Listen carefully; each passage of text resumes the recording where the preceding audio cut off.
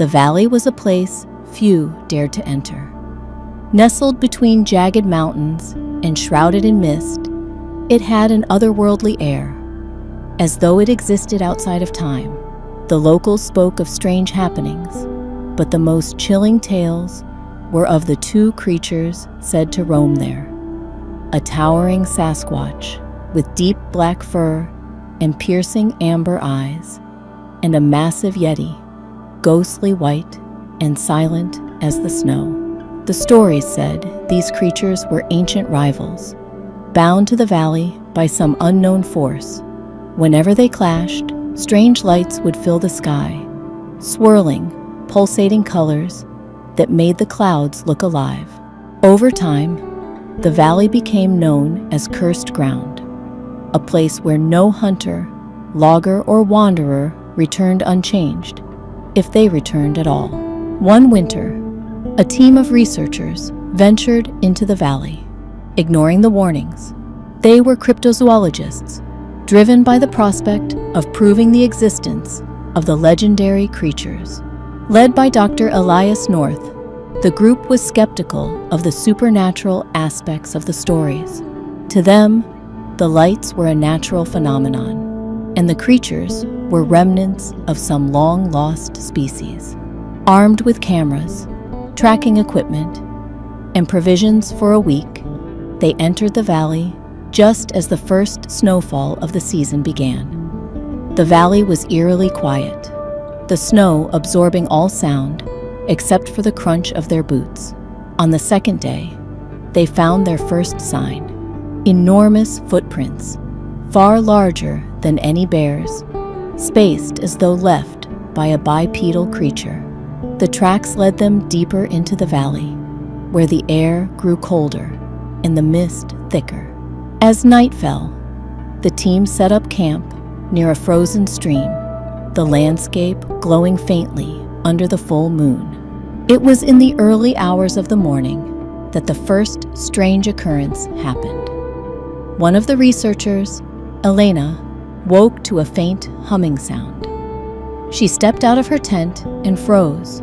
Above the mountains, the sky was alive with shifting lights, blue, green, and gold, swirling like a celestial storm.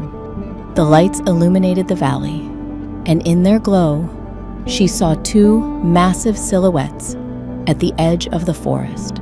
They stood motionless, facing each other, their forms unmistakable. One dark as shadow, the other bright as frost.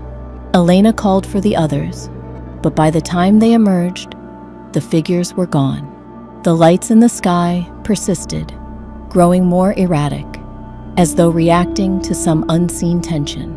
Dr. North dismissed the sighting as a trick of the light and instructed the team to stay focused on their objective. But Elena couldn't shake the feeling that they were being watched. The next day, the group found themselves surrounded by signs of the creatures: broken tree branches, claw marks in the ice, and piles of stones arranged in strange patterns. As they documented their findings, they noticed something else: an odd, metallic smell in the air, faint but persistent. That night, the lights returned, brighter and more chaotic than before. This time, the sounds came with them: guttural roars echoing through the valley, followed by a thunderous crash that made the ground tremble. The researchers ventured out cautiously, their flashlights cutting through the dark. They found a clearing where the snow had been disturbed. The earth beneath it churned up as though by a great struggle. Blood stained the ground in wide arcs, but there were no bodies, only deep grooves in the earth, leading in opposite directions. On the fifth day, the group decided to leave, unnerved by the escalating phenomena. But as they retraced their steps, they realized the valley had changed. Landmarks they had marked were gone or altered. The valley seemed to stretch endlessly, the mountains looming closer, as if the valley itself was alive, twisting and reshaping to keep them in. On the seventh day, only Dr. North made it out. He stumbled into the nearest village, gaunt and hollow-eyed, clutching a journal filled with frantic, illegible scribbles. When asked about his team, he simply whispered, "They're still in the valley, watching the lights." Months later, a rescue team entered the valley, but there was no sign of the researchers.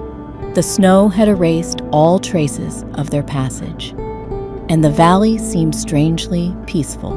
However, as the team prepared to leave, they too saw the lights, silent, vibrant, and foreboding, swirling above the peaks like a celestial warning.